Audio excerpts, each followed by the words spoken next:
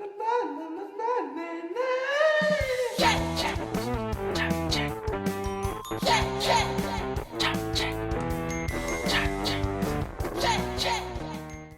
va passer la parole à Théo et à Harold, son frère.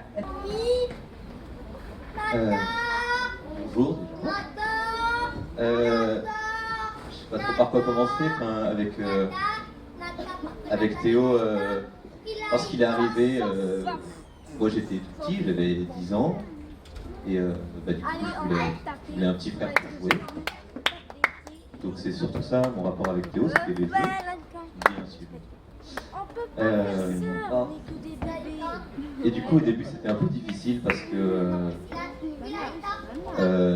Théo il avait son univers à lui. Enfin, le jeu c'est un peu le lien qu'on peut établir entre deux frangins, quoi, tout bêtement. Et Théo il était dans son monde avec ces jeux qui ne concernaient que lui. C'est-à-dire, je sais pas, un temps c'était faire triturer des objets, faire rouler des petites voitures sur les murs. Donc voilà, c'était son jeu et nous on n'en faisait pas forcément partie. Puis petit à petit, il a commencé à créer d'autres jeux qui s'inspiraient des histoires qu'il regardait, des films ou bien des jeux vidéo auxquels nous on jouait. Et en fait, tous ces jeux-là suivaient des règles, les propres règles que Théo leur fixait, mais dans son imagination. C'est-à-dire que toutes les règles des jeux, c'était lui qui les créait, et c'était des, comment dire, on n'entrait jamais vraiment dans son jeu parce que c'était pas des règles admises par tout le monde. C'était, au final, on jouait pas ensemble encore. C'était Théo qui jouait avec nous comme objet, un peu comme accessoire. On était la main qui servait à faire bouger le héros et lui il faisait les monstres et voilà, et nous on fait bouger le héros. Alors c'était quand même sympa. Enfin, On peut éteindre la lumière. Un petit peu. Baisser la lumière. On peut prendre le métro.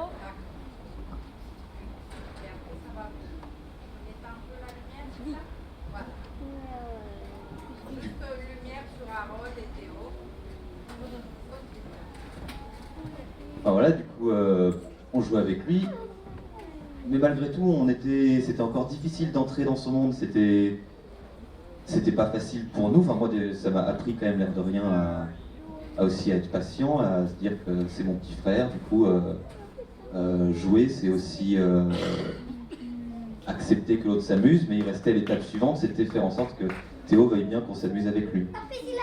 Et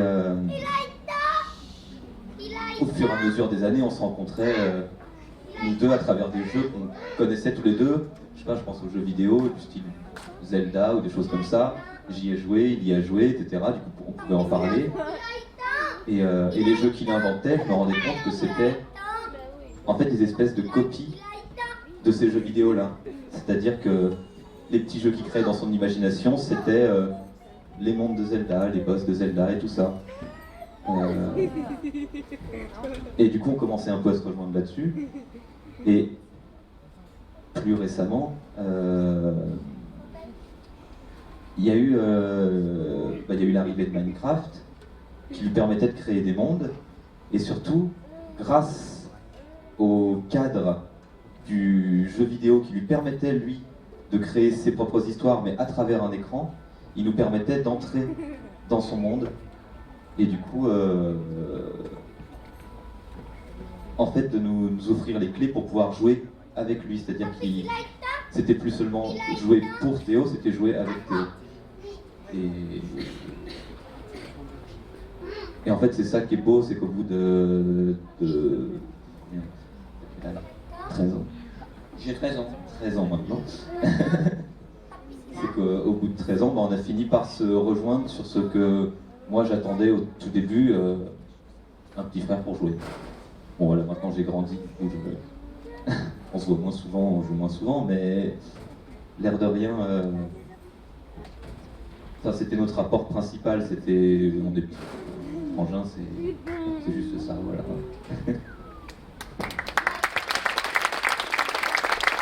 Et surtout, enfin, même si on en a beaucoup parlé, si on lui disait, bah tiens, là tu nous permets pas vraiment d'entrer dans ton jeu, ça me fatigue un peu,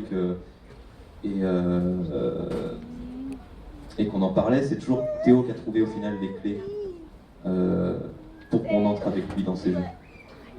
Enfin, voilà. Ouais, je m'en rappelle un petit peu surtout un des premiers jeux avec Harold. Je me souviens aussi que selon avec la personne avec qui je jouais, il fallait que je change un petit peu les règles. Par exemple, quand je jouais avec une de mes sœurs, Lisa, qui voulait juste pas qu'il y ait de combat, ben, je faisais des jeux où il n'y avait pas de combat, où il fallait pas tuer, etc. Avec Harold, c'était vraiment le jeu principal. C'est avec qui je jouais le plus souvent. Et Fanny, je sais plus trop par contre. Fanny. Ah oui, avec qu'elle puisse s'asseoir. Donc, je m'en souviens un petit peu, j'aurais peut-être pas trop de détails à ajouter. C'est vrai que Harold a peut-être un peu tout dit déjà. On peut pas faire ça pour devenir des bébés.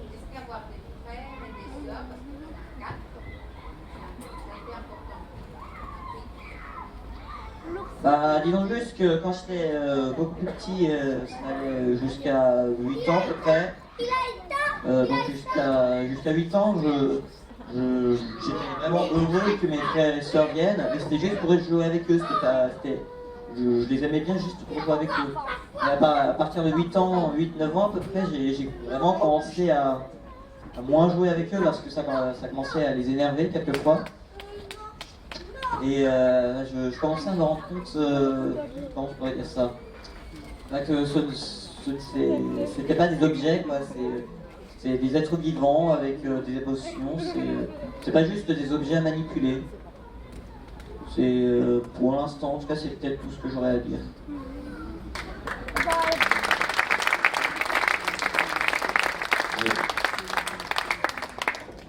Au fur et à mesure, tu as trouvé aussi comment faire en sorte que nous on s'amuse aussi à travers tes jeux.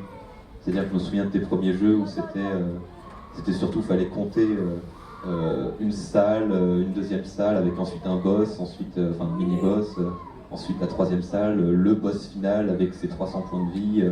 Ouais. Et à chaque fois, nous on perdait tous nos points de vie avant de l'avoir tué, ce qui faisait qu'il fallait recommencer depuis le début et que c'était extrêmement fatigant. Parce que nous on faisait juste que bouger un petit Lego qui représentait le personnage principal. Et du coup, toi ça te plaisait parce que c'était ce que tu avais créé, c'était ton monde inventé. Et nous pas forcément, et au fur et à mesure, tu as inventé des jeux où on pouvait parler avec toi des règles et tout ça, et de comment s'amuser. Et ça, c'était le plus grand cap à passer. Voilà. Il y a deux raisons sur pourquoi j'ai fait ça, je m'en souviens encore. Déjà, comme tu l'as déjà dit, pour essayer de faire en sorte qu'on arrive à rentrer dans mon monde, ce qui a marché. Et c'était aussi parce que c'était une époque où je voulais vraiment créer une sorte de jeu. Pas forcément un jeu vidéo, mais vraiment un jeu. Donc je voulais presque que quelqu'un essaye mon jeu, quoi, pour savoir qu'est-ce qu'il en pense. D'ailleurs, je sais pas si tu te souviens, mais à chaque fois après que t'as fini, je demandais tout le temps quel était ton boss préféré ou des trucs comme ça. Je te demande encore. Oui, surtout sur ce que je construis sur Minecraft en ce moment.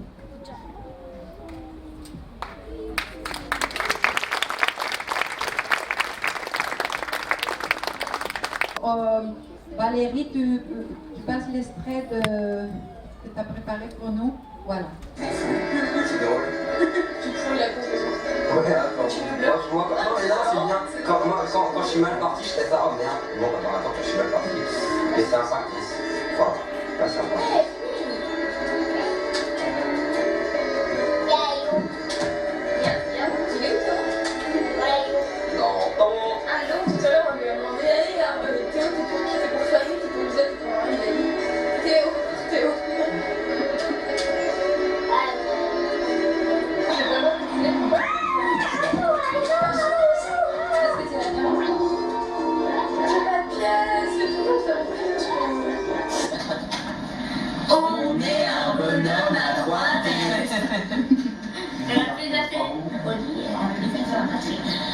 Elle a plus de batterie. Ça va attaquer par un... Voilà, c'est dégueulasse. Qui plus Oh mon frère, ça se mange. Oh non. Ça pique, mais ça se mange. On doit d'abord essayer de... On va le tuer. D'accord.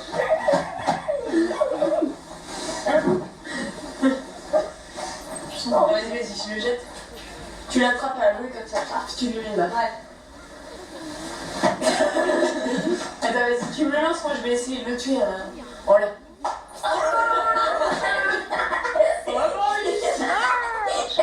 Et comme on rigolait, que tu me combattais. Tu relances?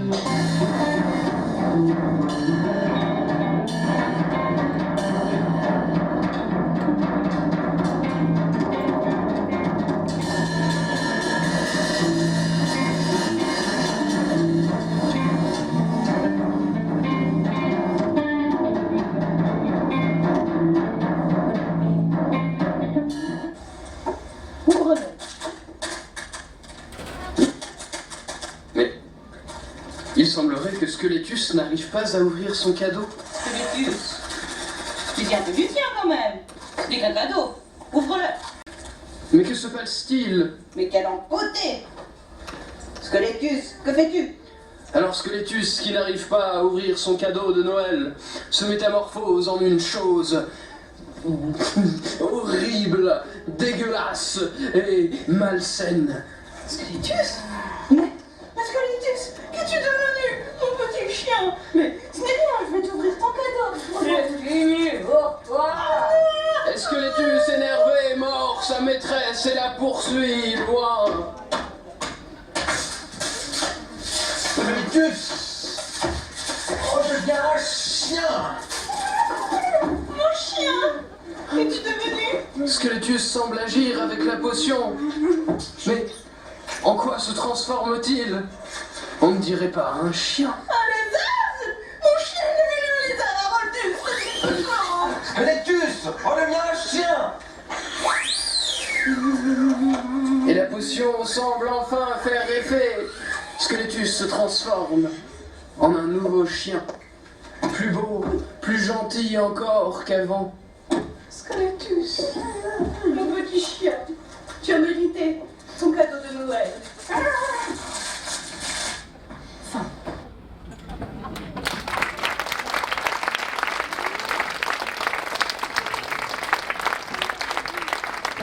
Qu'est-ce que tu te rappelles de tout ça? Je me souvenais bien de Squelettus, et il me semble qu'il y a un autre truc quand je me souvenais, mais je sais plus ce que c'était. C'était un monstre à 3 têtes, un truc comme ça. Oui. Et ces deux trucs-là, je m'en souvenais bien. Le reste, je m'en souvenais pas vraiment. Et qu'est-ce que ça te fait de voir ces images? Bah, ça me rend nostalgique. Ça fait vraiment bizarre de me voir quand j'étais beaucoup plus petit. Déjà, le fait d'avoir une voix beaucoup plus petite. Et voilà, ça me fait vraiment étrange d'être presque revenu dans le passé, avoir eu un flashback presque. Oui. C'est, je vois pas trop ce que je pourrais dire dessus, mais Ah, c'est je ça. trouve que j'ai quand même bien changé. Oui, formidable. Alors, je te remercie.